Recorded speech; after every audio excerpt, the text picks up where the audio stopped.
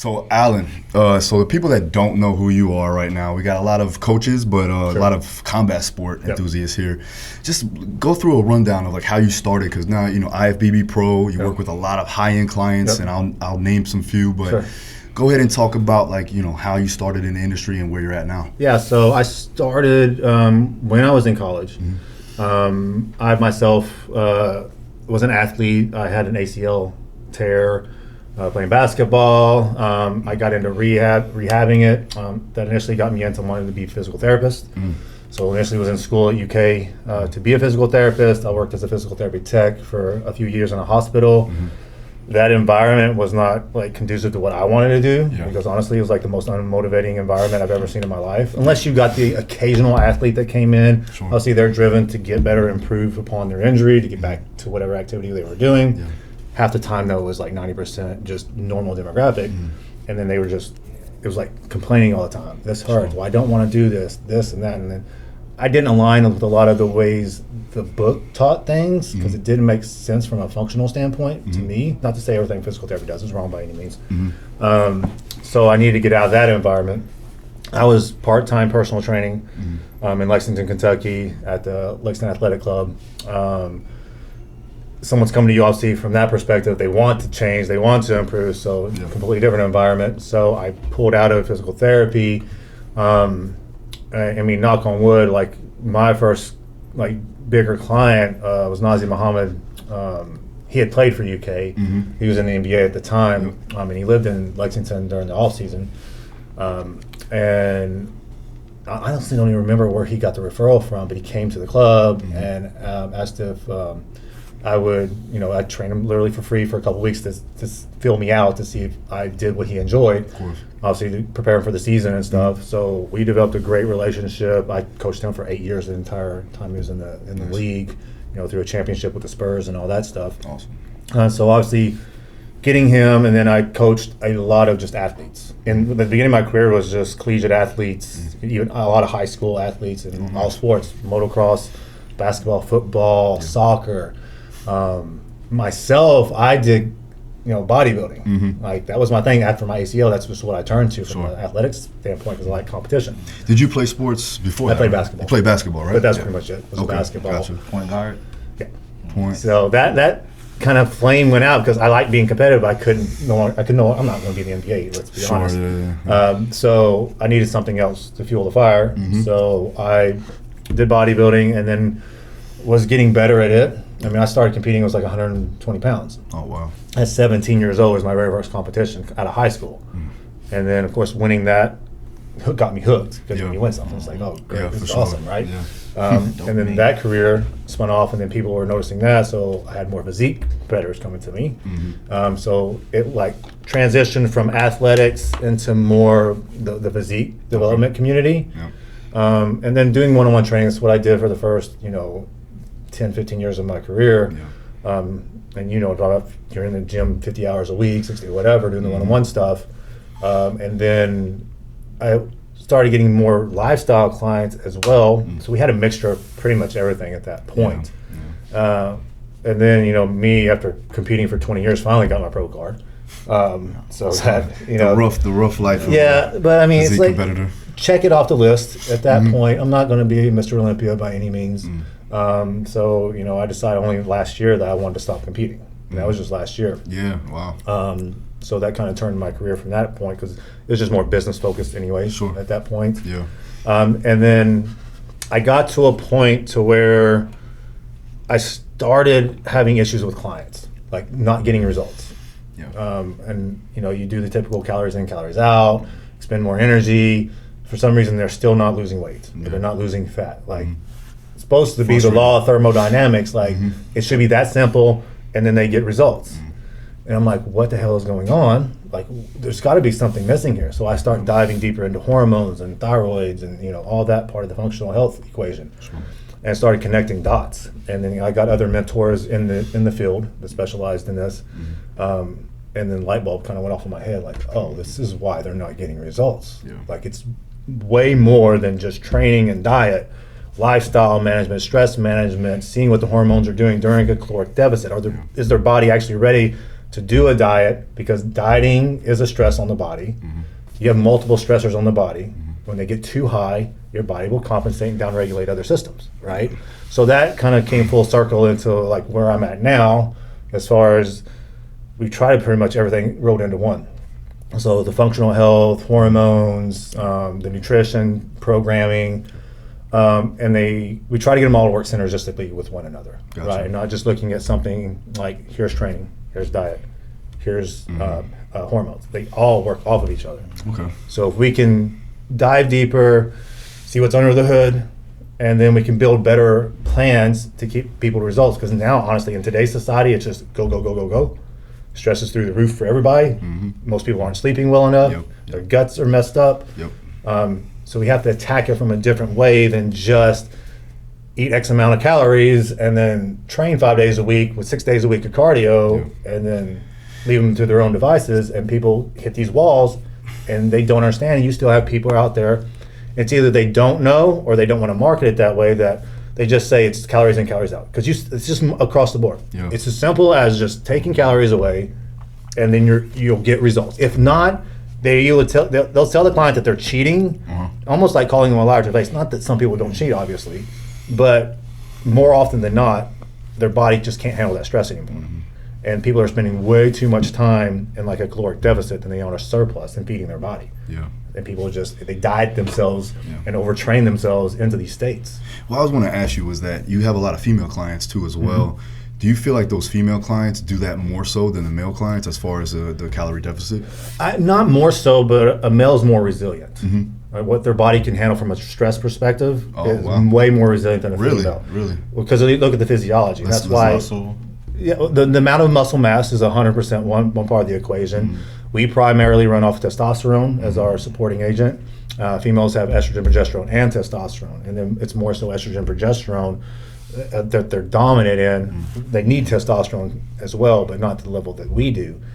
And the estrogen and progesterone can be manipulated a lot easier than our testosterone levels. So you have way more moving parts in a female.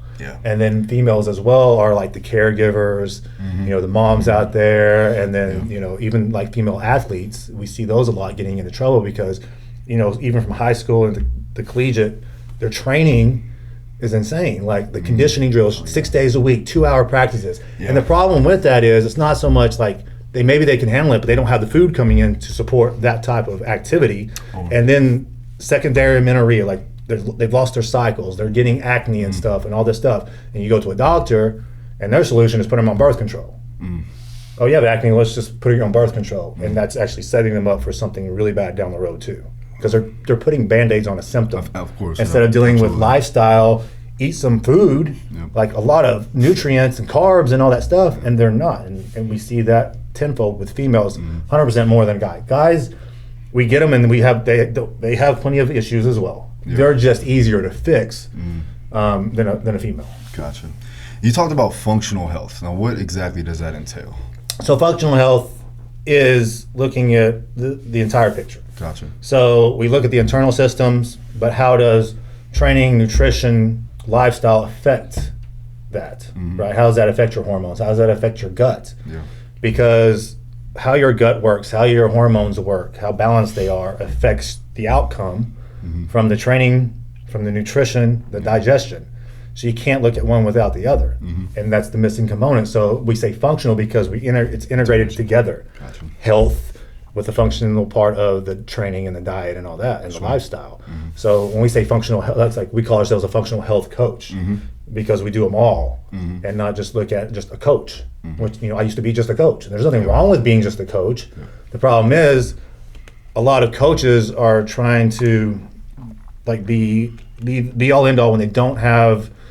They get out of their lane. Like if you don't know, that's okay, but refer out to 100%. Someone that knows what the heck they're doing, or work with people. Like we have, like from a psychology standpoint, like I'm not a psychologist or anything like that, but we have people come to us with eating disorders and stuff like that. We refer out while they're working with us to work with a therapist, and we work together to resolve the issue. But I stay in my wheelhouse. But people aren't doing that because now functional health is getting popular. So people want to go take one course, and then now I'm a functional health coach, come to me and I can fix all your issues, and then they half the time make them worse because they just don't know what they're doing. Yeah. You definitely have to be competent. That was one thing that I know where my lane is. I'm a performance coach, preferably for combat sport athletes. He works with a lot of my guys in the cognitive side when we're talking about like sports performance. Sure. But when it comes down to hormones and things of that nature, like for me, we've been athletes all our lives, so we've been told like, okay, that's not our realm. Let's stay away from that to a degree. And then when I found you, and just so you guys know, Alan is actually coaching me now. He's getting me back to where I need to be, well, at least to a degree, right? And so I came to Alan because I knew that I wasn't functioning well as just a human being, right? There was a lot of issues. I've had injuries, things like that.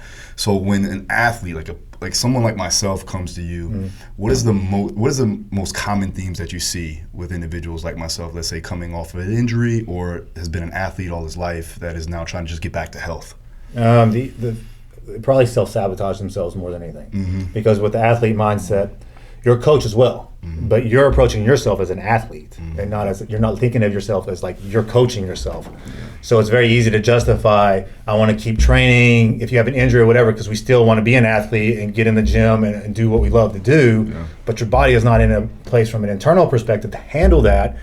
So it's hard to step back from that and do what needs to be done from the functional realm, fix all the health internal issues so you can get back to doing what you love to do from the training perspective.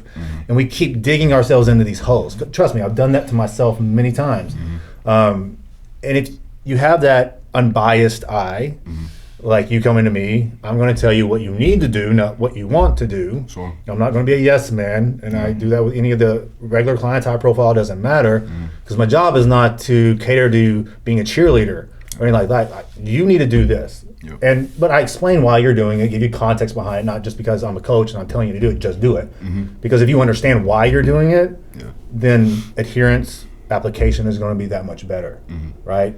So most athletes, or like we coach a lot of coaches, they get in their own way, and it's not a bad thing. Like that's just us as an athlete mindset. It's great to have that athlete mindset because that still will help you overcome your issues once you kind of fully let go of the reins and accept what needs to happen, and you like kind of surrender to that process and the journey. And like people ask me like, well, how long is it going to take to get back to X, Y, and Z? Let me do this. I'm not going to give you an answer because there's no like black and white to, it's going to be 6 weeks, 12 weeks, 14, whatever. It is going to be what it's going to be.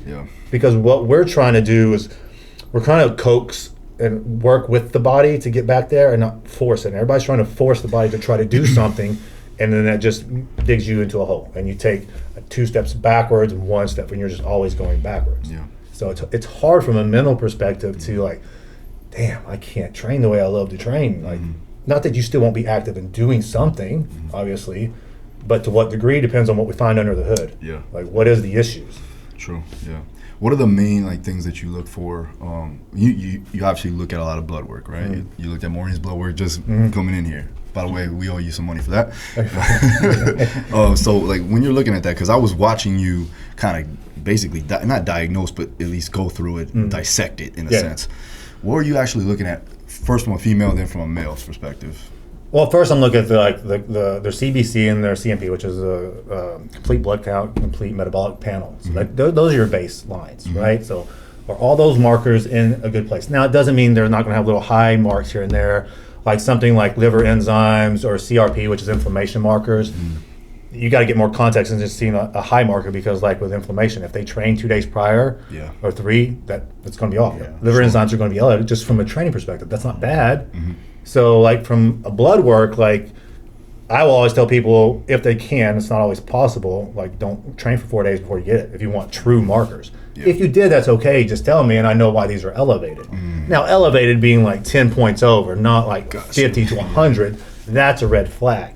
So we have to make sure we're looking at that. Then from those 2 perspectives, then we're going into more of looking at thyroid, and this is where the medical community kind of misses the boat, because they'll, from a thyroid, they typically look at TSH, maybe T4 at times, but typically never the entire equation. Like you need TSH, free T4, free T3, which is the actual amount your body's actually utilizing. So if you just look at TSH and T4, well, T3 is the active form of thyroid. Okay. So great, your TSH and T4 are good, but what if your T3 is tanked? Well, there's the issue. Yeah. So, but you're not even looking at the equation. You see TSH is good, so you forget about it. Done, yeah. But they have all these symptoms of low energy production, maybe slow motility, whatever. But doctors will brush them off because they're not digging deeper. And the problem is, I'll tell people to go get all these tests. They'll take them to a doctor.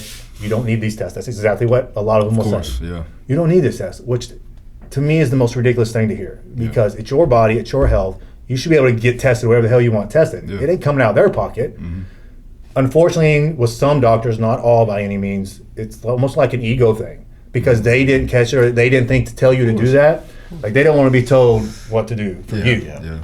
That's. I think that's anywhere though. That's coaches. Sure. That's everywhere. 100%. Yeah, for sure. So, I mean, I love talking to clients and open-minded, and like, it's your body. Like, tell me what the hell is going on, and we'll work together to try to figure this out.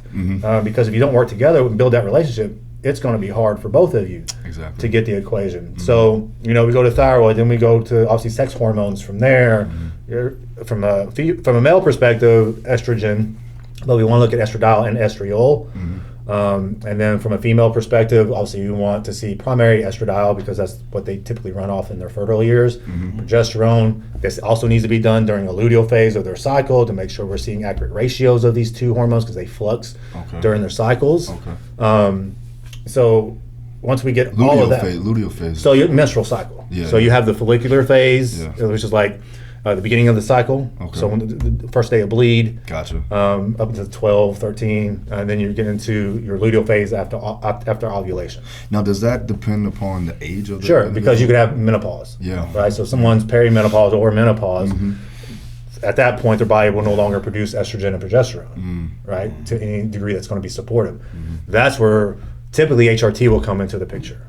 And HRT is just as important for a female as it is a guy. Gotcha. But the problem with that is the people that are prescribing this stuff now aren't really looking at it all encompassing either. So they're even doing HRT kind of incorrectly from a female perspective, and they're not approaching it the way like I like to approach it from a balanced perspective. Like, get them up to basically get their blood panels and stuff to look like it did when they were 25, 30 years old. That's our goal, is to get the normal physiological range, get them to feel good, because levels are going to adjust based on the individual. Everybody's different. And again, you can't treat a piece of paper. You have to treat the paper with the individual symptoms, background, all that stuff. Yeah, because I think I heard you say something, maybe it was on the Revive cast, about like treating the individual based off of how they feel and what they're telling you, but also looking at the data and the paper off of that too as well. So like, if somebody's test is off but they feel okay, then there has to be something else that could be working against them. Yeah, you have to look at the big picture. And people are putting stuff in boxes, and your paper looks great, but you're like, doc, I feel like shit. I don't have any good energy. I can't get out of the bed in the morning. Well, it's all mental. Like, I've heard that said 1,000 times. Not that, obviously that can be a part of the equation. But again, from that perspective, from a cognitive function, well, you have neurotransmitters in there. Why are there neurotransmitters off? The dopamine levels, norepinephrine. If that's not balanced, which can be a downstream from something else. It's a cycle. And it's like, well, you're missing this. And it's not, because I don't want to keep harping on doctors and saying they're bad, because they're not taught this stuff. They are taught to treat symptoms and someone that's already sick. What do you do when someone's already sick? From their perspective, it's to give them medication to treat that symptom. They are not taught lifestyle, nutrition, or anything like that, which is where you actually need to be. Like, we need to be proactive and address this stuff so they're not relying on medication all the time. I mean, we get people off thyroid meds, antidepressants, all that stuff. Not everybody, but a lot of people, because medicine is definitely needed depending on the context and the case. Like thyroid meds. If you have Hashimoto's, if you have had your thyroid removed, stuff like that, that's a disease state. Yes, medication is needed at certain points for that, sure. But if you just have hypothyroid, that's a lifestyle dieting issue a lot of the times. It's not disease state yet, so let's fix it. Why are you hypo? Typically it's because they're under eating and they're stressed out, doing too much training, whatever. That's hypo. Yeah, hypo, so low production of hormone, right? So you got to fix that. Feed them, rest them, get them in that parasympathetic state. Yeah. And then guess what happens? Typically, their thyroid levels come back up. And you didn't have to touch a medication. But if you go to a doctor and they see hypo, they're going to give you a medication right out of the gate. That's kind of like how you said that you just demonstrated that walking the line between both sides matters, because a guy who did a 2-day certification, he's going to look at those numbers and say, oh, you had high levels of this. But then a doctor who has 8 to 12 years of experience is going to automatically diagnose something and say, treat it with medicine, and you're able to go in between those worlds and look at the real client. It's always, you try to go back to where's the root cause coming from. Not directly, this is the symptom. Sure, that's a symptom, but what's causing the symptom? It could be a thyroid issue, but it has nothing to do with the thyroid. The thyroid's a master regulator hormone, so it's always turning up, turning down. That's its job. So if someone's higher stress, right, it's going to turn one way, and it's just adjusting to try to create homeostasis in the body. So you can't, if you give somebody medication, you're going to push it to a level and it's going to stay there all day long. The thyroid's not meant to be stagnant. It's meant to have that turn. It's like a volume control. It needs to turn up, turn down based on what's going on in your environment. And now you're trying to put it at this static position, and that's why you see people that take thyroid meds a lot of times, they have to keep increasing their dose at some point because their body is adjusted to that intake. So when you first start taking it, you feel better. Maybe you lose more body fat because metabolic rates increase. At some point, it's a threshold. And competitors do that. They take T3. You're going to get an initial bump. And that's good for an acute period of time, but at some point you're going to reach that threshold, and then they just keep increasing and increasing. And I mean, there's diminishing returns, obviously, at some point, but obviously more is better in a lot of people's mindset. Gotcha. So, like, when it comes to, for us, like, we obviously weight cutting is a big thing for us, right? When you see negative effects on, like, hormones due to weight cutting, like, for me, exactly, like, when we see my blood work, what ends up being, like, the primary go-to when, let's say, testosterone's low or estrogen's high, or something like that? You know what I mean? From a male perspective? Ages, I'm going to look at their age, number one. I'm going to see how low their testosterone is, how high their estrogen is. Because levels will matter. If a male comes to me and, you know, the range for testosterone is just too big, number one. It's like 350 to 1,000. That's ridiculous. I mean, in reality, for optimal energy production, health in general, the lowest point should be around maybe 475, 500, and definitely the upper range, not over 1,000. So that's the first thing, like, where is it at in that range? If it's not in that range and it's somebody's at 350, they're borderline pushing that really low point. I'll manage to get the stress management under control, feed them, rest them more, naturally support testosterone to try to bring that up. And then a lot of times it works because we want to let our body do it naturally if possible. But if a guy comes to me and they're like 165, 200, 85, and I see that all the time, and I've seen it in 25-year-olds and 30-year-olds, which is ridiculous. You're going on HRT. There's no way, if you're at 100 testosterone level, you're going to bump that up to 600 or 700. And there's a genetic part to that too, because some people, I had to get on HRT. I've been on it for I'm 45 now. I've been on it for about 15 years. At one point, all of a sudden, like, I lost all this weight. Nothing changed from a lifestyle perspective. I'm very regimented with what I do from health and all that stuff. I'm like, what the hell's going on? And I felt like shit. And I come back and it was 180. I'm like, okay, well, that's horrible. And then as soon as I obviously got on HRT, everything went back to normal. But HRT, people need to understand too, it's replacement therapy. It isn't take this therapy and then you can stop taking it in 5 years and you're going to be good, because it's a replacement for what your body no longer produces.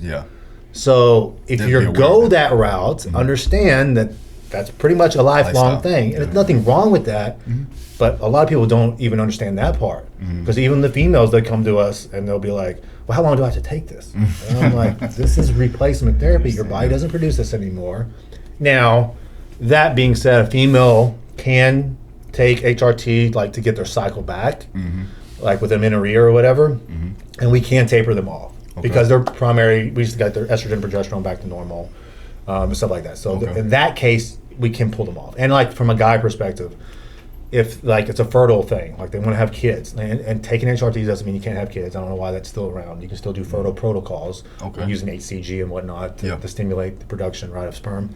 But sometimes we need to run fertility programs along with HRT to have a child. Yeah, I do see that a lot. Like a lot of people do not want to get on TRT because they want to have kids, and that's nothing. Misnomer or whatever. No, if they know what they're doing, it can be done.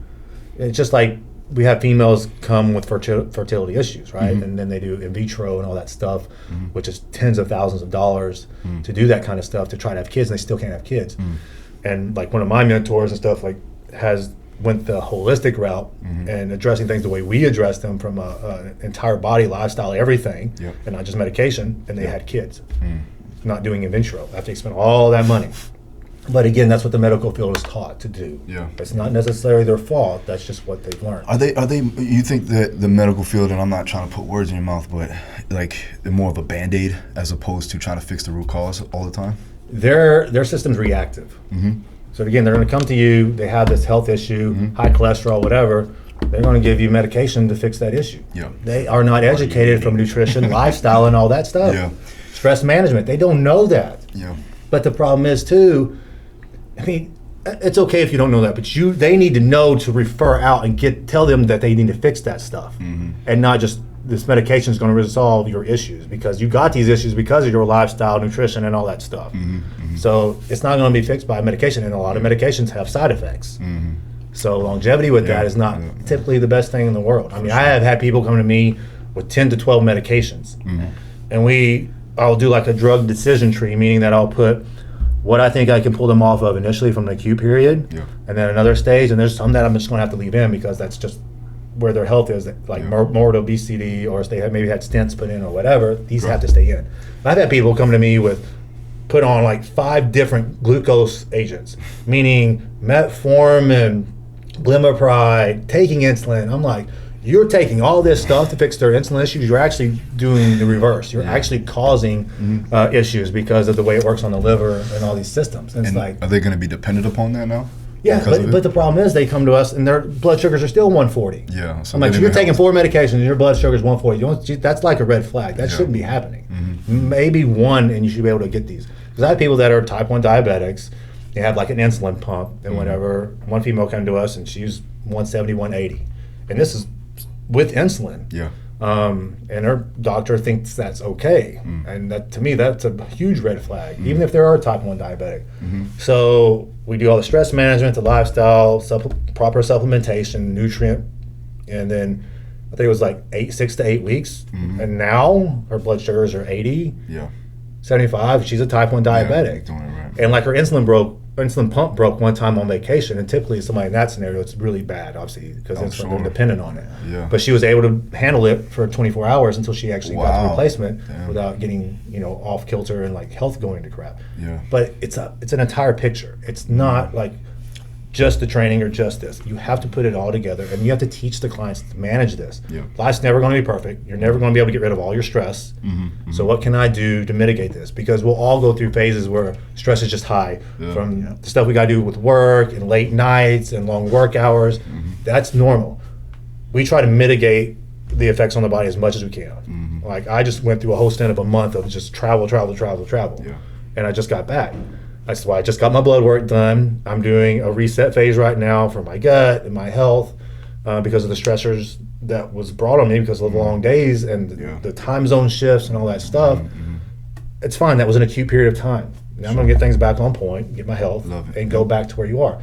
So nothing's going to be perfect 24/7, 365. That's unrealistic. So we got to teach realistic expectations. We got to set that for the client.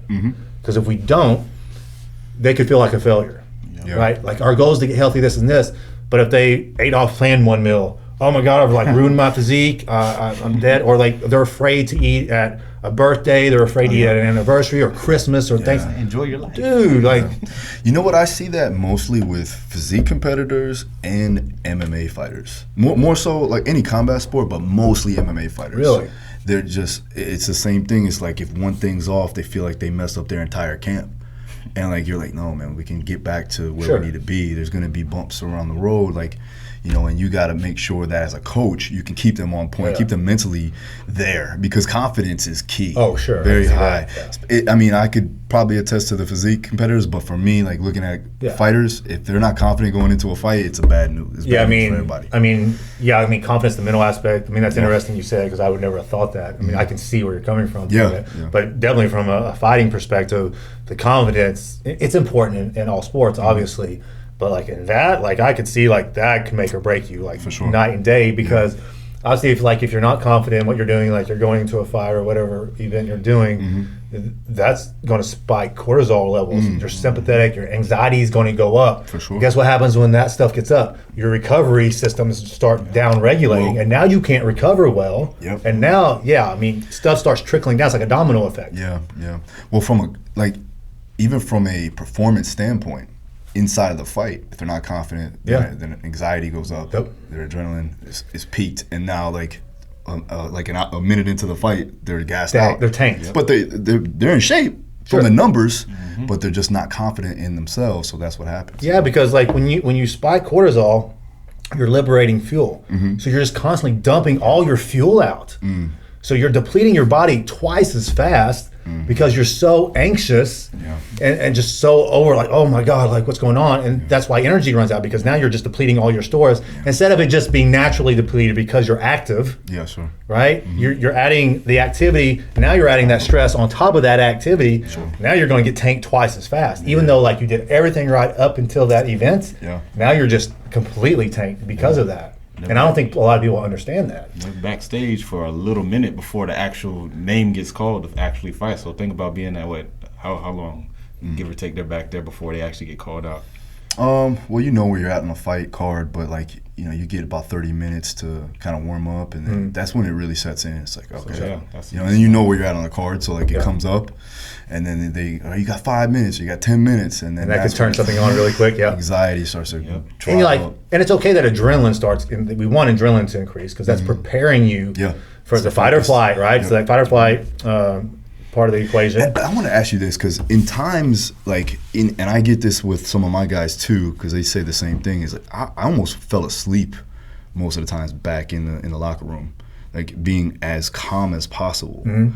Is that like an over amount of cortisol being released? Maybe because it made me tired, or is that just because I'm? No, if you're going into and I see this with competitors, basketball players, like you'll see them back in the locker room or whatever. They're like laying on their backs, they're chill. They got their headphones on. They're zoning out and keeping in a calm state. That's good because now you're saving all that sympathetic response for the event. So now instead of like you're backstage you're for 30 minutes to an hour, you're just hyped, you want to do whatever you need to do. You're starting off really bad in that position. You turn it on when you need to turn it on. That way you have all those energy stores there for the fight or whatever event you're doing. Right, to do that. So that's a better approach, is to chill the hell out, zone out, whatever, if that's music, meditation, whatever you need to do, and just don't pay attention, don't get in your own head, and then when it's time to do your thing, go do your thing. And see, the only thing that got me was that I felt, and I was younger too, I was probably 20, 22 years old, but I was like, man, I probably should be more awake right now. Like literally being like, man, maybe I need to take more sugar or something like that. I'm tripping on myself. And that almost caused anxiety because I was too relaxed, and so I think it could have a negative effect too as well. Yeah, inverted U hypothesis in sports. Are you familiar with that at all? Inverted U? No, I've never heard that. So it's basically what you just said. Like you said, if you're too calm, you're not really in it. If you're too hype, you're overboard. So the inverted U, you want to be like, if you see an actual U, you're somewhere in between the middle. Of course, if you're too low, like you said, you're like, dang, what am I doing? And if you're too high, you're like, let's go. So you got to find that. There's a balance with everything, right? You don't want to be on one extreme or the other. So you got to find that middle ground to what's going to work best for you. Yeah, that makes sense. Talk a little bit about gut health, because I know that's a very important topic.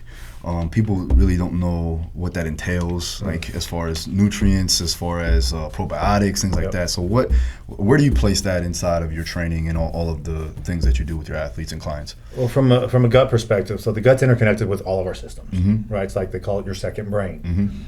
80% of your immune system's in your gut. Thyroid conversion, a great percentage of that happens in the gut, right? So think of that, right? So all that's occurring in your gut. Even conversion of some hormones happens in the gut. So if that system isn't optimal, you're going to affect your ability to recover from immune response. You're going to affect your ability to convert into active thyroid.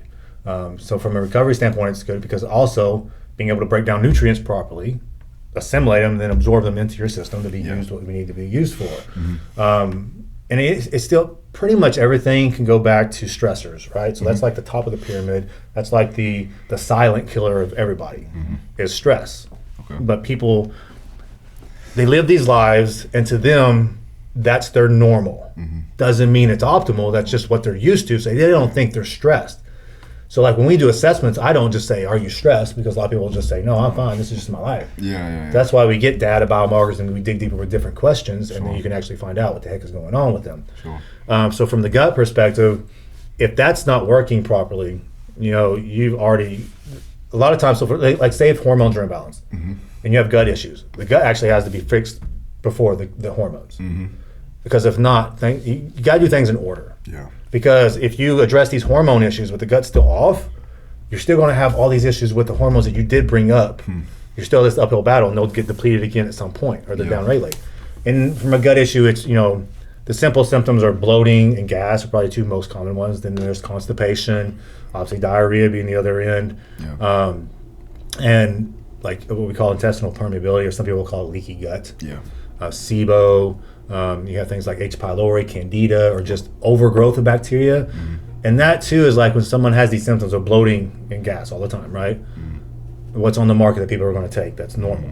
Probiotics. Gas-X or something like that. They'll do Gas-X, but like, probiotics is for your gut, so I'm going to take that. Of course, yeah. But what if the issues is caused because you have an overgrowth of opportunistic bacteria? You're just giving your gut more bacteria, and it's going to make this worse. So we see a lot of people doing, and they don't know any better. They're just the marketing of everything that, this is going to fix everything, just taking this one pill. Right? And then that makes the spiral of everything just go crazy haywire. And there's different strands and everything, right? Oh, there's so many, because you'll have probiotics, some that can be specifically for like lung capacity. You can do just pure gut. You can have stuff like from a female perspective, like you have gut biome, and you actually have like the vagina biome. Like you have a microbiome there too. Like people that get urinary infections like UTIs and stuff like that. Right? So there's not just gut, there's more than that, but different strands affect different parts of the system. So you can't just blindly prescribe somebody probiotics, and there's so many on the market that are just garbage. And people look like, well, that's 50 billion IUs, that must be good because there's a lot in there. There's a lot in there. No, that's not the case, and especially if you are dealing with a gut issue, like we pull all probiotics out because if they have overgrowth, we have to kill off the overgrowth, whatever it may be. And then you need to know what the overgrowth actually is to deal with it. So we do like GI maps, like stool testing to see if it's a parasite, if it's yeast, or is it just a fun test, by the way. Yeah, I've done them all. That's a fun test. But that makes you put a protocol together correctly and see where the issues are. Maybe you have low secretory IgA, which is immune response. So maybe that's just the issue. Like you have low secretory IgA. So that means when you hit food gets into the stomach. You have intestinal permeability, so you have junctions in the gut, right? So that means the junctions aren't tight. So when you eat food, they can seep out and get into the bloodstream and cause that inflammatory response because you have a low secretory IgA. And when you have that inflammatory response, are you getting like joint pain, things like that? You can get 100%. You can get joint pain, headaches, the bloating, the gas, all those typical symptoms. So you have to get those junctions tight again, right? So that's mucosal lining. So we need to support mucosal lining. I mean, the simple way with that is high doses of glutamine, zinc carnosine. You're looking at colostrum. Immunoglobulins is a huge one that we use to fix this. And it takes a while to fix that stuff, though. So if that's off and low, you're talking, you got to stay on these supplements for at least 3 months. Yeah, I was going to say months probably. Yeah, because when people fix gut issues, or they try to, they go in there, and like from a doctor perspective, they're going to give you antibiotics, which is a horrible thing. Because that eradicates everything. And now you're starting from scratch. But the problem is they give you antibiotics and then that's it. Well, guess what? You forgot to re-inoculate the gut, to rebalance the bacterial flora, and then you forgot to strengthen the mucosal lining and do all these things. And that's why there's like a 70% relapse rate with antibiotics. Because they're not following a protocol and phases they don't end what needs to be ended. So we always do natural antimicrobials, antifungals, which is just herbs and stuff, with nutrition. We put that into play, base it off symptoms, assess it, and then we go through, typically you'll hear about the 5R protocols, and we go through these phases. somebody, it's a minor issue, could be fixed in 6 to 8 weeks. Bigger issues, I mean, you're looking at up to 5 months, 6 months. And like extreme issues, you're looking at, that's when we possibly would pull in an antibiotic because it's just so much that we have to put something in there to eradicate these pathogens that have been just so overgrown that you're not getting rid of them any other way. When does prebiotics come into play once you get it all fixed up? That's towards the end of the phase. So once you've created the die-off and you've killed off most things, and that's going to be in the phase where you're rebuilding the guts, and that's part of obviously getting the mucosal lining stronger as well. Guar gum, stuff like that is really great. But don't go crazy with the stuff because people are like, well, kombucha is great for you, or kimchi, or all that kind of stuff. Kefir, great for you, but again, you can get too much of something. Yeah, of course. Because that's bacteria. So if you overdo that, you're going to overpopulate your gut. Yeah. So it's like, eat it, but moderation. Don't go nuts with it. And people are doing that. Their balance is just so off because people hear this is good for you, so they go to the extreme with it. So more is better. What about like foods in general, as far as like for fiber and things like that? Because I've heard you talk about with the bodybuilding diets, let's say for instance, like cream of rice, white rice. Yeah, there's no fiber. Yeah, like exactly. So when competitors are looking to lean up but still stay healthy, what's their go-to in a sense of like when you talk about carbohydrates or fiber in general? Laura, beans, fruits. Obviously, keep your fibrous vegetables in there. Those are those three things. Yeah, you'll be fine. Gotcha. Just like from a bodybuilding perspective or a cosmetic, I don't know where it got off on this, where people think you look worse on fruit or you can't have a bean during your diet. I think what that came from is bloating. I think people got bloated because they didn't assimilate that nutrient or whatever. And so everybody was like, those are bad, don't do that. Yeah, but the problem is, like, where'd the bloating come from? It didn't magically just come from that bean. There's something else causing your bloating. No. But it was a trigger, so they removed the trigger. That's fine, but get to the root cause of why you were bloating. Yeah. You can't just keep ripping foods out because that's what they do. Yeah. That's why rice is so popular, cream of rice, because it's easy to break down and push through. Yeah, but guess what? What happens? You're dieting down, you rip out all these micronutrients, you rip out all the fiber, and you're also driving stress on the body because you are dieting down and in a prep, or even like a competitor from a fighting perspective that has to make a certain weight and they're ripping their food down. Yeah. Now you're actually exposing the immune system and you're getting more compromised because of that. Keep these foods in there. Yeah. Like fruit, 100% all the way through, and even from a fruit perspective, like my sleep's off. Well, because maybe you have low liver glycogen levels. And where's liver glycogen? That's mainly coming from fructose. Yep. Right? So eat some freaking fruit in your last meal, replenish the liver glycogen, because when you sleep, that's just gradually secreting glucose to run the system when you're sleeping for recovery processes. Sure. If it's depleted, your body senses low blood sugar because it starts dropping because it's not able to get that glucose through the night. So that triggers a cortisol response and that causes you to wake up. And people's like, well, I'm waking up because I got to pee. Well, no, you've got to pee because you woke up. It's not reversed. That's just a natural instinct. That's not why you woke up. And that's what people are always saying. Gotcha. I got to wake up 3 times a night to pee. Well, there's something causing you to wake up. It's not because you got to use the bathroom, unless you're drinking a gallon of water right before you go to bed. Yeah. Well, some people do that too. Yeah, and that's a mistake too. Yeah, definitely. All right, so I want to kind of go back and talk a little bit about adrenals and adrenal fatigue or suppression, whatever you want to call it. I'm thinking I'm probably have this, but we'll talk about that later. But what causes that to truly happen? I know obviously stress, but is there anything diet related or anything like that that could cause that particular? And what are the signs of that? Yeah, so the causes, obviously, so when we say stress, right, that's like a broad freaking term. What the hell? So it's like what stressors are causing that issue. So you got to dissect that more than just saying stress, because people are getting on tangents just saying stretch and not actually explaining stuff a little bit more. Are you underfed? Are you under recovering because you're getting less sleep, right? Or that's a huge one. You're staying up all hours of the night. You have people that are Netflix addicts and they like, oh God, I gotta get through this whole season in one night. It's 2 a.m. and they gotta get up at 6. Right? So it's just bad habits in and of themselves. And definitely nutrient deficiencies with micronutrients is going to cause that. Gotcha. Overuse of caffeine, 100% is a big cause of that too. Overstimulation of the adrenals, right? Because the adrenals is what produces cortisol. And so That's the major thing when you're dealing with adrenal issues. From a medical perspective, they don't recognize anything other than adrenal insufficiency, which means you don't produce cortisol anymore. And that's a bad thing because it's, again, you got to be in this disease like hardcore state for them to recognize that you have an issue. So if you get a 4-point cortisol test, and you're supposed to have a natural rise and a natural fall, right? You rise in the morning, it falls in the evening, so you can go back to sleep and it just restarts. So if you get a 4-point test and you can see maybe you're just literally high all day long, because typically with cortisol or adrenals, you're going to get overproduction of cortisol, and then it goes into underproduction. Okay. So like you're stressed out, you're drinking a ton of caffeine, it's relationship stress, job stress, whatever, and it just starts creeping up. And you're pushing that button, you're taking caffeine on top of all this stuff. Your body can only produce so much cortisol for so long. That's where the term adrenal fatigue came in. And some people are like, well, that doesn't exist. Well, it does exist. I do spit tests all day long, urine tests. I see this stuff all the time. So it goes up, and then at some point it can no longer produce that much cortisol, but your body still needs it. And then it'll start depleting, right? And then what do people do? They hit that button with more caffeine to try to get that stimulation again. It starts dropping down, dropping down, and dropping down, and eventually one or two things, it can literally just get suppressed and you just have lack of cortisol production all the way around.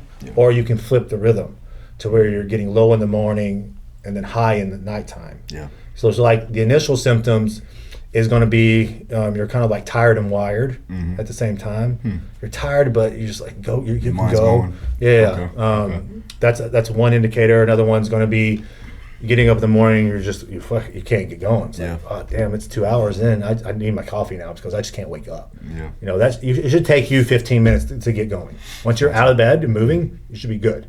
And then there's the midday crash. Usually it's around 12, 1 o'clock. Like you just hit this wall. It's like you just drop. Like, oh Jesus, I need a nap or I need to take some caffeine. I'll do that. And then it's just no energy production all day long. And then you got loss of libido, so your sex drive will go down. You can start having digestive issues. So it's like people don't see these little things that are happening, and then it turns into the bigger issues. And then shit. Like my wife has had adrenal insufficiency, like the no production, and I've had multiple clients. And that takes 4 to 5 months to fix. And people don't want to get there because from a training perspective, you can't do that at all. Because that is a stressor because that produces cortisol. And if you're healthy, that's great. We want to produce cortisol while we train. That's what, again, liberates fuel so you can be active and performance and all that stuff. But you can't do that if you're not producing it. And you can't even get above, you told me like 110 beats per minute. Yeah, one of our guides is like, if they're dealing with adrenal like exhaustion type deals, like our guide is like, activity-wise, keep your heart rate under 110. So you don't trigger that stress response to produce, try to produce more cortisol. You know what I was doing as soon as you said that? I was like, what can I do to still maintain muscle mass and keep my heart rate down? Like, dude, right? Because that's where our mind goes. Like, 100%. Because we go to like infrared sauna, maybe some and that's like stimulation. You're trying to justify things you can do to keep doing what you like to do, which is what the training perspective, right? So that's where again, we talked about the self-sabotage. It's like, shit, I'm going to get in my own way doing this shit because I'm not being on point with what really needs to happen to heal my body. And not just keep putting a Band-Aid on the issue. Listen, this is decaf, half calf. People gonna talk shit. He's drinking a big ass coffee. He's talking this. But that's kind of the problem with society in general. Like you mentioned it, we always fast paced. I teach a class at a local college here, and I'll use the term, there's no more saber-toothed tigers because we don't live in the simple life where we just got to find food and exist. Now we got to, like you said, dating, stress. Oh, what does she want from me? You gotta go through that. School, work, family, whatever it may be, so we can't turn it off. You're going to have that in your life. You're not going to get away from stress. And so that's why we always just say stress management. You just manage it. When you're going through these crazy high periods of stress and you know they're coming, guess what you need to do from a training perspective? Your ass needs to pull that shit back. And so your body can handle the day-to-day stress of work and relationships or whatever. And when things start leveling back out, okay, now we can step it up with the training again. And that's periodization. And that's where people outside of sports, like athletic sports, really, that's where it came from, right? But like just regular demographic, or even freaking bodybuilding competitors, you talk to them about periodization, like, oh, just progressive overload. Yeah, of course. Just lift more weight. It's linear progression. I'm like, that doesn't even exist. Yeah. And like, you're killing me. Like, life doesn't exist like that. Like, there's no linear progressions in anything. But people they'll manipulate nutrition and all that stuff. Like, we've evolved into that, which is good. Yeah. But why haven't we evolved into, like, you need to periodize your training just like you do your nutrition? Mm-hmm. It's not the same thing all year long, and this is where people get into dug in holes, and this is the old school mindset. Yeah. Well, so-and-so did it, and like, well, you're not a genetic freak like him, so quit comparing yourself to Ronnie Coleman and all these freaks of nature. Like, I don't care what he did. Like, deadlifts make big backs. Well, deadlifts is a primary lower body movement and actually a back. That argument kills me till I'm blue in the face. That's so funny with the bodybuilding world, dude. Like it's a hip dominant movement. It ain't doing your back's in an isometric contraction. That's it. Yeah, is there stimulation and load there? Sure. Yeah. But guess what? That back wasn't developed by just doing deadlifts. Sure. There's rows and pull downs and all those variations. And primary. But that's just the mindset people get into with everything. So like, we're huge on periodization and breaking down different types of stimulus, systemic, AMPK based stuff, just hypertrophy based. But even from hypertrophy, are we doing sarcoplasmic, more mechanical damage, mechanical tension, or do we do neurological work, where it's strength based, obviously for neurological efficiency? If you're going through a state where you're high stress, well, guess what? We need to train that's low inflammation, because last thing we need to do is do that because you can't recover properly. Yeah. And maybe you don't need to be taking shit to failure. Yeah. Like, you need an RIR of a certain level. So all these variables, rest periods and whatever, need to be individualized to whatever the situation is from that person. And that's case to case. Sure. Most people, when they come to us, we typically have to do a 180 from a training perspective and whatever they've been doing, because they've been doing that probably for a while. Yeah. And it's not been helping the situation.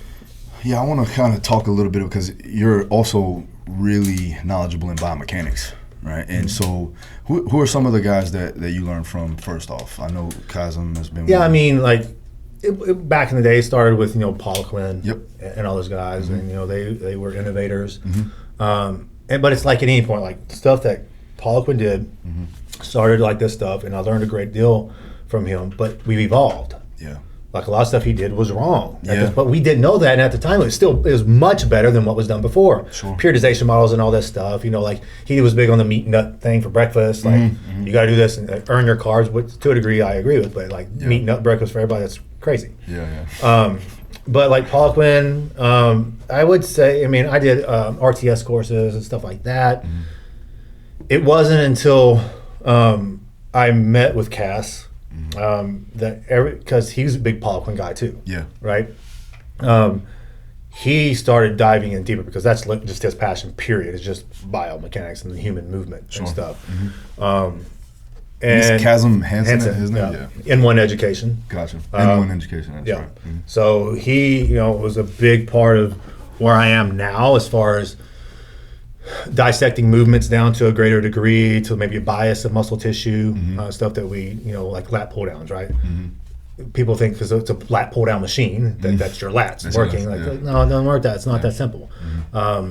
So it's just nuances like that improved upon, but just better execution and setup of movements all around too, right? Especially if you're doing from a hypertrophy perspective, but even performance. If you have imbalances, you need to correct that. Oh, absolutely. Right? I'm a big proponent of that. So there's balance. So like performance athletes at some point, like when I'm training my NBA guys, like guess what? We did strength training. We also did hypertrophy training. Then we did plyometrics. That's it. You're periodizing those because we're working on all their systems. They need balance. And then, when they're getting ready for a fight or a game or whatever, then yes, you need to bring up other systems and make sure they're up to par to handle everything. Now, obviously, I've gotten away from that. Like, my primary thing now is definitely the health and cosmetics and the physique development. I haven't just like focused primarily on performance in and of itself in a long time. That was like my beginning. But obviously, the involvement of the evolution of my company and what we do is just, I want to specialize more in what we're doing, which still can play a part and help everybody out. Yeah, definitely. Like, if someone comes to me and they want to be an MMA fighter, I'm going to send them to you. I'm not going to coach them in that aspect by any means. Like, I'll do your nutrition and health and all that, but you want training, go to Phil. Don't come to me for that. That's not my niche, right? So it is what it is. Yeah, but that's where you're like the outsourcing comes into play, because like there's no way I'm going to go ahead as of right now, and I'm going to learn a lot from you. But right now, my main goal is like, okay, well, I'm going to get you ready for this particular event, whether it be a fight, a game, whatever. And then when anything else, when it comes health related, you need to go to that specialist because they've had years and years of study and understanding of this, where they can kind of spit it out in their sleep. And that's really what I see is like a lot of people, they kind of know it, they're dabbling in it, but they don't know it all the way. And then when like a variable comes in, they're like, oh shit, I don't know how to regulate this or anything. That's where you need to have that instant feedback. You have to be able to think outside the box and move with things. Like when a coach comes on with us, we put them through, that works under me, they go through 32 weeks of functional health stuff. It's modules, tests and quizzes and all that stuff just to get to that point. And even then, like, you still have to teach them, like, look, these are some protocols and stuff. But guess what? These aren't going to work all the time. You need to be able to assess different variables and move outside of these protocols we're teaching you. This is to get you started in understanding, but there's a lot of, you're going to go off the beaten path many times, and we're still evolving in that and developing, like we do beta testing with clients that allow us, obviously, with people that are having issues that are like metabolic resistance, and it's just been time and nothing's turning back on. Like, what the hell? Like, we're playing with autophagy and stuff like that to kickstart things back into place, to get them back to a place to where they can have kind of metabolic freedom and they don't have a cheat meal and blow the hell up in one meal, right? So this is still crazy, and it's evolving all the time. It is evolving a lot. And we're one of my mentors. We're always doing case study work with each other every single week on more advanced cases, and we're always just figuring out new stuff all the time. So when people take these weekend courses and you think that's going to be it, you're so sadly mistaken. Like, it's fine, learn that stuff. I encourage everybody to dive into this stuff and learn more and more and more, even if it's just simply stress management. If you can do that, you're going to be better than 80% of the coaches out there, because most of them are just doing macros and training, and that's it. And most of them aren't even doing that. A lot of them are just doing macros. I'm like, oh my God, like, you are missing a huge piece of this puzzle here. And it's unfortunate. Well, to raise value, you need to be able to be competent in all of those aspects. But like I said, like, we talk about it all the time. Like, a lot of guys, they want to do it. They want to throw the kitchen sink at everybody. They want to know everything and be the expert in everything. Entrepreneurs, not practitioners. They're trying to build their brand or their business. But like you said, you be able to answer those questions. I get questions all the time, and I see people in my field in the psych stuff and the cognitive stuff, they want to just quote something from an article, what's called the abstract, and then it's like they don't even read the research. And it's like, a study showed in 2018, and it's like, that's all you know. And then if the client asks deeper, like you said, can you go deeper and think outside the box? But even with research, it's like, that's controlled studies, that's control groups, that's biased. Take it with a grain of salt. Biased. Just because of studies, we're always ahead of studies. Of course. This is learning experience in the trenches work, and people will come to me, well, that's not in a research study. I really don't care, because half my clients are improvement, so I really don't care if it's in there. Guess what'll happen? 10 years from now, it'll come out somewhere.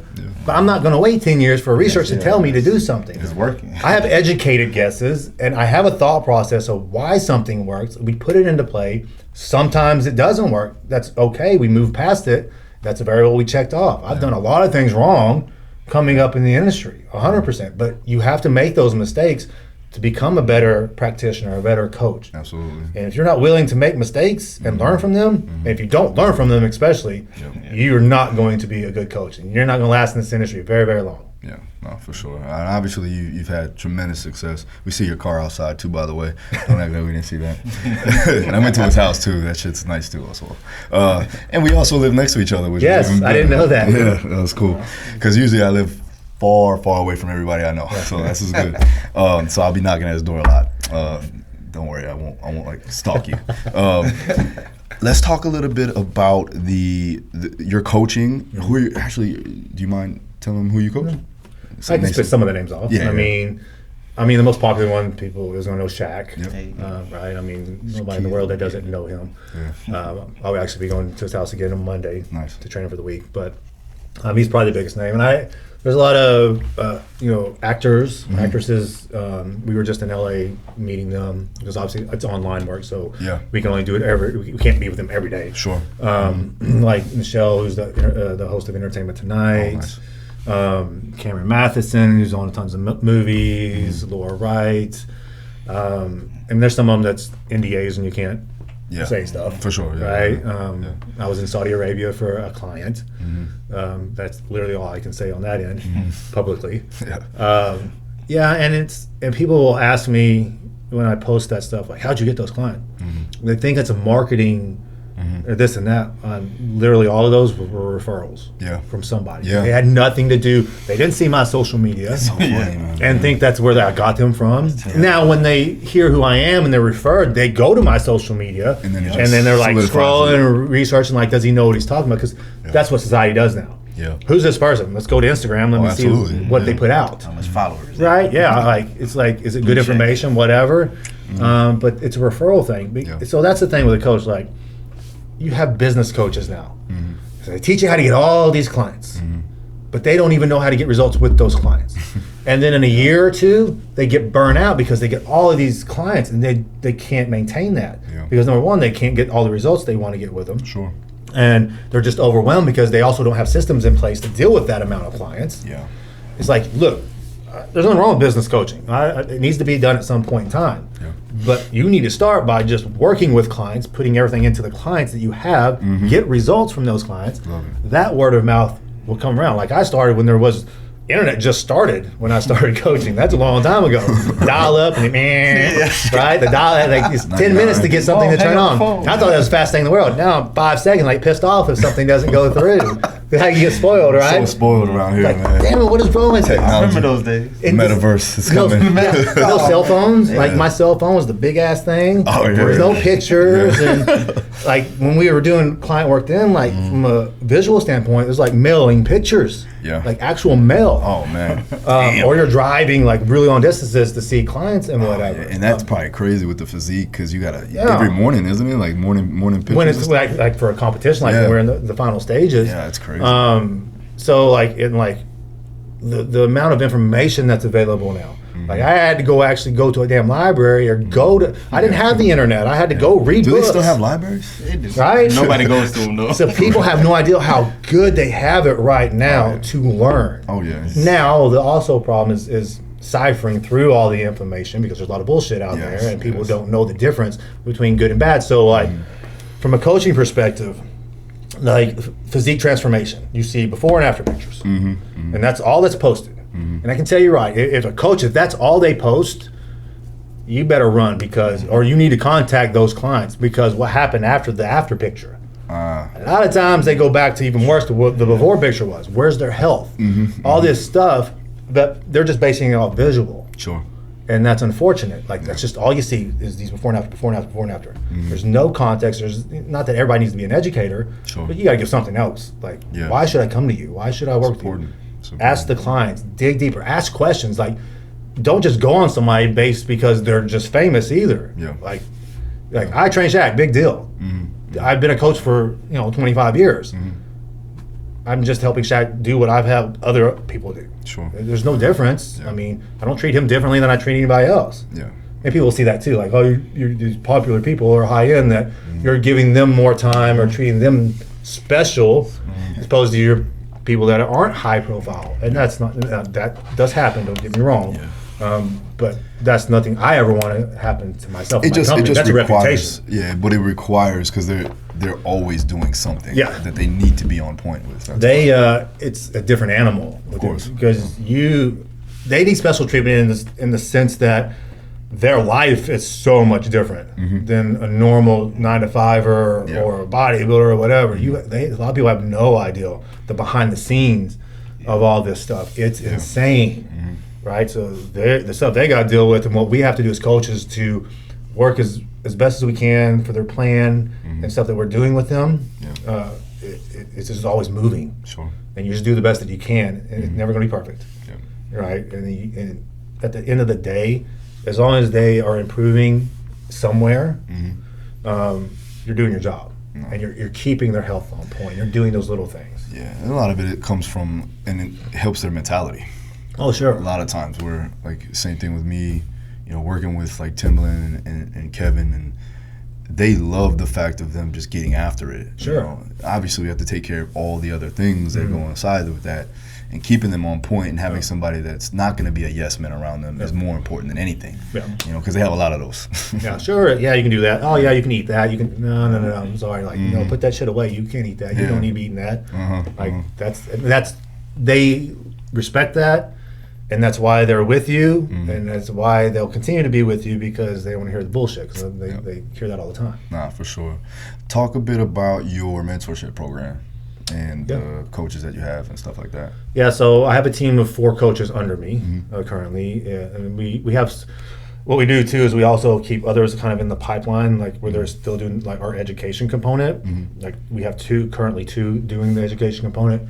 That way we get to a certain capacity, we still have room for more growth. Sure. Now I don't want to continue to grow and have like 60 coaches under me by any stretch. I mean, and like one of my mentors has 40 under him. Yeah. He's like the biggest coaching company, health anyways in the country. So we have those. So when people because I can't work with everybody. Yeah. My wife can't work with everybody. Yeah. And that's why we have a team under us that can do the same stuff that we do. And if they can't do certain things, I'm still there in the background, and I oversee all this stuff for the more complicated cases, case study work, reading Dutch tests, all that kind of stuff. So we kind of call it co-coaching. So your day-to-day is with our other coaches, but we're still in the mix. Like we have meetings every week with our coaches and all that stuff. That's and cool. Case study work with them to keep them on point. So don't think if you can't get me done, you're not going to get good service, because a lot of people think that because like you're the face, right? Yeah. People want to work with you, not anybody else, and they think if they go to somebody else, maybe on your team, they don't think they're going to get as good of a service, which that's not the case. Yeah. But I mean, that's being the face of the company and stuff. That's the way it works, right? So we have those, and then as far as mentoring, I was doing a lot of it at one point in time, probably before COVID, definitely during COVID. It was really big, because obviously you can't go anywhere and do anything, and time on your hand. Because I was in Lexington, Kentucky at the time, and I just moved down here last year. So it was big, and I was just doing hours of that a week, and I've had to kind of scale that back, just because travel is now, because you can travel again, everything's like through the roof, crazy picked up and stuff. So now it's I do very limited spots, but we're also in the mix with another one of my mentors, putting a online university together. That's cool.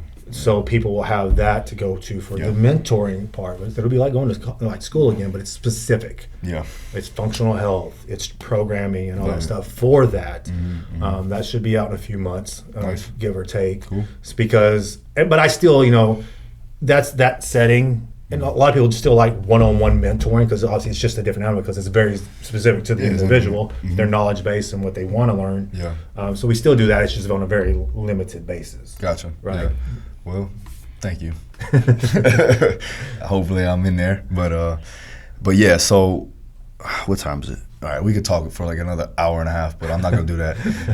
We may have you on again, by the way. Yeah, absolutely. That's cool. Where can they find you, and then anything else, like website, all that? Just go ahead. Yeah, so Instagram is just Alan Cress _ IFBB Pro. That's probably the main platform for me doing, like my page is probably 80% education. Yeah. I do obviously some physique transformation pictures on there, more so on stories and just that kind of stuff. Our company is Maximum Performance Health. Website is MaximumPerformanceHealth.com. You can reach out anytime on there. We do consultations. Like if people want to coach with us, you fill out our client submission form. Then we schedule a Zoom call with every single person that reaches out to us, and we do the consultation and to see if it's a good fit for everybody and what coach they would fit best with. And then we move on from there from the coaching aspect. Nice. And then also I'm with Revive Wellness Clinic. So we do hormone replacement therapy, vitamins, ozone therapy, all that kind of stuff if it's needed from a health perspective. So that's where we're kind of like the one-stop shop. If you need hormones, we can do the hormones. And it's telehealth too. It's like you don't have to live here in Florida for us to help you out. So we can do that from any place in the U.S. So we're primarily going worldwide soon? Worldwide? Yeah.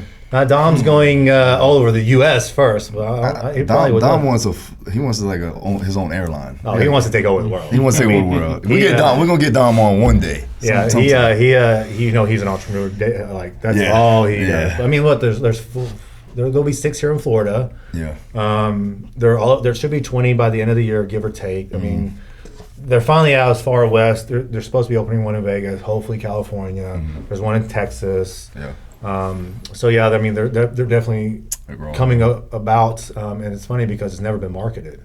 Like all the ones that are opening franchises, that's just because they've been patient and word of mouth. So like, yeah, that's cool. I mean, it is what it is, you know, which is awesome to be part of that. And just the year I've been here with them doing stuff, it's blown the heck up. It's crazy what's being done. Yeah. But that's our main two things: is the coaching, education platform, and then hormone replacement therapy. Cool. All right. Thanks again for coming on. Absolutely. Thanks for having me. See you guys next time.